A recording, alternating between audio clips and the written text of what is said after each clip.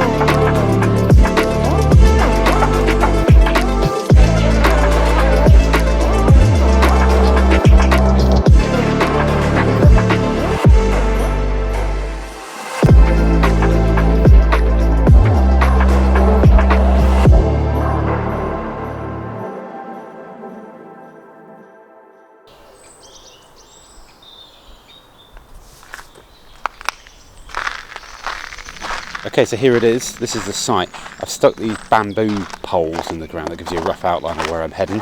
Well, there's a few things freaking me out, and in order they go slopes, trees, lack of skills and ability.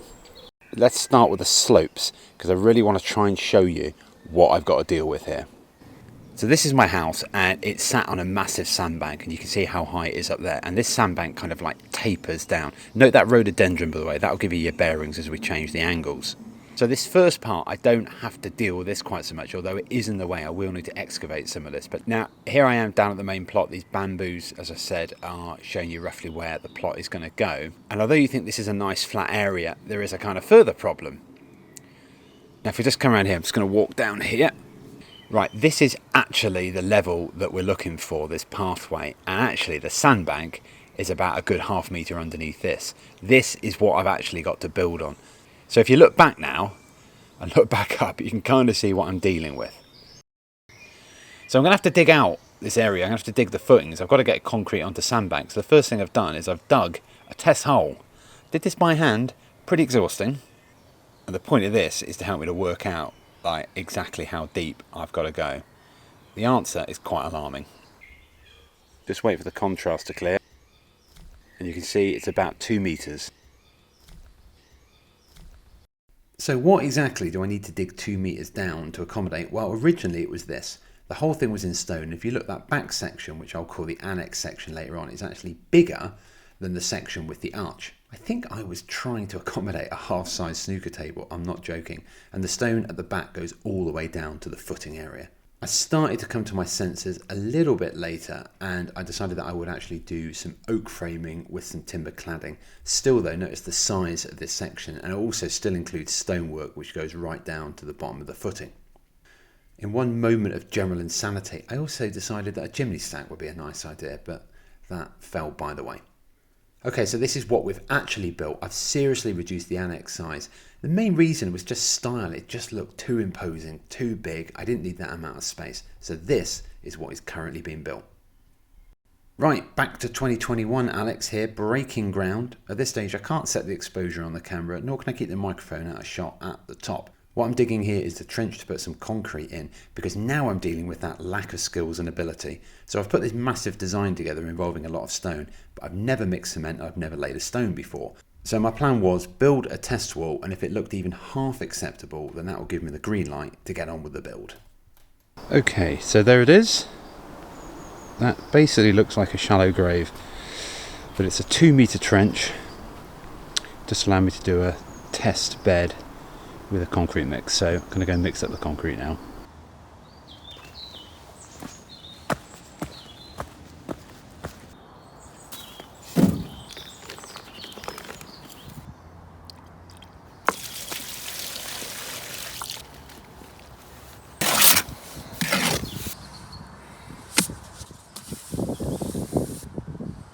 So if at any point you think I'm exaggerating in my DIY credentials as opposed to like being a professional builder, I can't think of a better illustration than the sequences you're going to see now.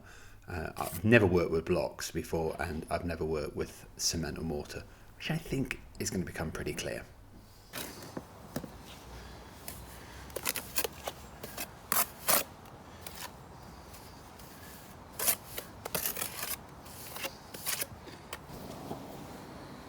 Okay. I wanted to do one more course, if I'll be honest with you, but I've used up the cement. I don't want to mix anymore and I'm out of time, and my back is killing me. Okay, so the ever-growing crap pile is growing higher and wider. Notably, we've had the test stones in, so we're going to do a bit of a test wall today, because I just need to figure out how we're going to do it. Okay, what we've got here, and I'll do more of a close-up when we get it out. This is what they would call as dug. So they're not that well finished. They're mixed size. They're a lot larger. Over here, again, sorry if the light isn't great. I'll get them out later. And actually, here we go. In fact, here's a sample here. So I've got some out. Now these are the what you call a facing stone. Now it's not a veneer. It's not like a tiny thin layer of stone. But you wouldn't make a freestanding wall just out of these. They are designed to sit on top of block work, and that's what I'm going to do with the other half of the test wall. So we're back on a map, looking a bit Europe, US, maybe Australia heavy, but we are going down the bottom of the map back to New Zealand, and here's why. So Peter sends me a message, and he starts the message, Kia ora. Now, if you're of a similar age to me and you were brought up in 1980s Britain, you might remember this. Okay, maybe that's not dated quite as well as I remember, but the point being is I had no idea that Kia ora is a Maori greeting. Did you know that? Well, I didn't. Anyway, we're going down to just above Auckland, and of course, it's a black flag for the All Blacks. Thanks for watching, Peter. Okay, so plan A, as discussed, was block work in the middle, and then putting these blocks down, facing them off. Kind of problem here is, of course, I'm sort of like cherry picking all the ones that naturally fit. That is going to be a bit of a theme going forward. Okay, so a sort of predictably messy sort of result. Also, the mortar is pink. That's because I'm using local sand, so that'll have to change eventually. So my lurking feeling is that I've used the blocks that fit neatly. I mean, look at this block in the middle. See how it tapers there? And I'll just show you the face here. So yes, it's got a nice face, but as you can see, look at the profile. Again, it's going to be a bit harder to work with. Then you've got complete monsters like this one here. Not sure what I'm going to do with that. And then if we pick this one up here, again, it's got a nice face on, I've just indicated there, but look at the angle, and it's too wide, so I can't use this one unless I do something with it. So I'm thinking this isn't going to work. So I did the only sensible thing, I knocked that thing over, abandon it. So this is when the penny dropped that actually these facing stones, as they're called, are actually pretty considerable. Now this won't work how I've done it, but I started to think about doing 2 courses of them and letting the variation play off against each side. So I gave that a go next. This is just a little test, but you start to get the idea here. I mean, these things stitch together pretty well. Okay, so got the first ones in. I mean, obviously what you do with this first is you dry lay them to get roughly the right shape. Again, a little bit of cherry picking going on here, picking the ones that are easiest to do. On goes the old pink mortar. It will turn out that I haven't actually mixed this correctly at all, but again, all part of the problem solving that's going to come later on. Okay, let's not mince our words. This looks like an absolute shambles, and I can't remember feeling particularly confident at the time. But come on, stick with it. Well, it's a bleak old day today, I can tell you that. It's mid-February 2021. It's about 3 or 4 degrees. It was far colder, stuff's still frozen in fact. Anyway, first of the labour saving devices, nice and clean, a cement mixer, so that's going to take the back out of the work. First signs of spring anyway. Okay, just ignore the loose stones on the top. That was me trying a couple of things. So what we built last week, there's some good bits and some not so good bits. I mean, the overall finish on the jointing and the pointing is a bit rough. I'm not worrying about that in a minute because there's time to get better. I mean, there's some good stuff on there as well. As I've mentioned, it's very pink, but that's going to be solved with a different type of sand when the moment comes. But actually they're sat together well, and I have to say the overall feel of the whole thing is very, very sturdy. I mean, this thing has got some real weight in it, and I'm not concerned about that. And actually, as it stands at the minute, once I tidy up those joints, it's not bad, it's okay, it's the kind of look we're looking for.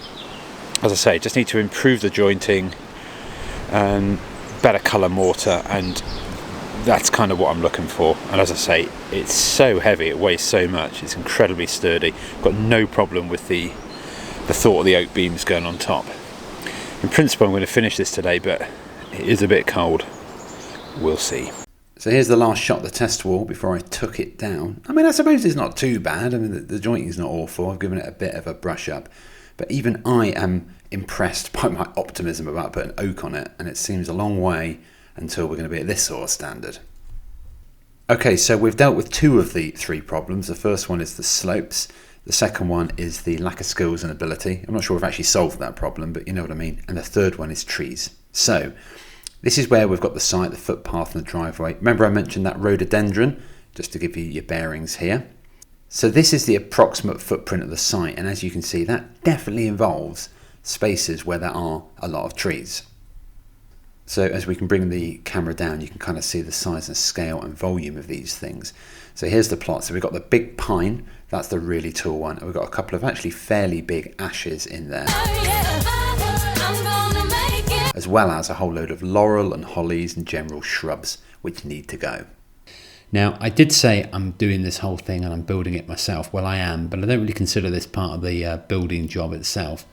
The technique for the pine was that he was roped up, he had spiked boots so he could climb up, and he had a small chainsaw he held in one hand, which he just used to take the beams off one by one until he could lop the top off. I'm sorry if it looks a little bit silhouette-y. It was a very strange foggy day actually. But anyway, here he is, and you can see him getting towards the top sections, taking each of these off. A bit noisier now as we approach the finale of this one.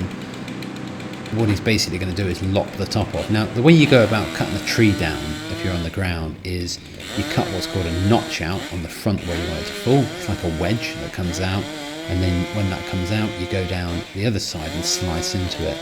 I'm going to put a little label on the screen, but you'll see the notch come out in a second.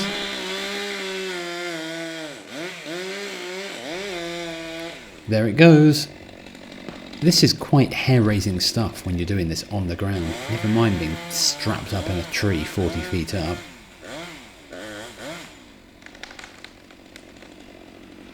Crunch. After that, it was just a case of taking the sections off one by one and letting them drop down. Later on, he then felled the ash in one go, which you see here. As well as paying for the expertise to remove large trees, you also pay for the fact they remove the waste and they've got the kit to do it. Nice drone shot here, which is showing the site developing. Next challenge, though, is to deal with the stumps that have been left behind. This is a stump grinder. Now, it transpires that this was a complete waste of time, but I didn't know this at the time. There's 3 tree stumps in total, and trust me, they're going to be featuring in later videos as I attempt to wrestle them out of the ground. The stump grinder is a great thing to have if you want to maybe just get rid of most of the stump that's visible above ground. Maybe if you were going to do a lawn above it or plant or whatever that might be. And what I really needed was for the whole stump to be removed to a point you could do something with it. So this was actually half a day's work that I paid for that, as I say, it turned out I didn't need. You can see that I spray painted out approximately the lines of the build, so that's giving you an idea now of size and scale and where it's going to go. Right, well that's it for today. Now, if you want to go on to the next episode, you need to watch episode 4. The reason why is that I've just reworked the original episodes 1, 2 and 3 into what you've just seen. But episode 4 is well worth watching because it's digger carnage, where I learn how to use a digger and ruin a perfectly good garden. As of May 2024, we're actually on episode 31, where we're still doing the oak, getting it up, and episode 32 will be coming in the next couple of weeks. So if you want to see that, make sure you subscribe to the channel, and if you could give the video a like, I really would appreciate it. And of course, if you leave me a comment, I always try and reply. And remember to tell me where you're from, you might get on the map. Thanks again for watching, and see you next time on Alex Builds.